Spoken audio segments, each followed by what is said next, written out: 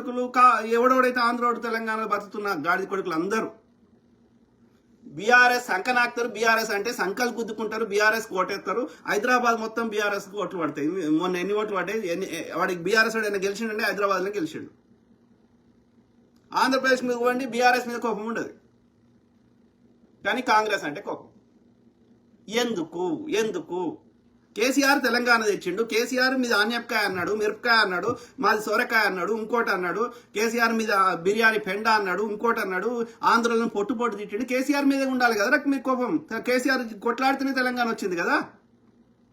అంటే వాళ్ళకి ఆంధ్రానికి తెలుసు, కేసీఆర్ గారికి తెలుసు, వీడు కొట్లాడలేదు, వీడు కొట్లాడితే రాలేదు, కాంగ్రెస్ ఇవ్వకపోతే ఇంకా 100 ఏళ్ళైనా వచ్చేది కాదని వాళ్ళకి తెలుసు, వీళ్ళకి తెలుసు. మధ్యలో తెలంగాణ ప్రజలను ఎడ్డోళ్ళని చేస్తున్నారు.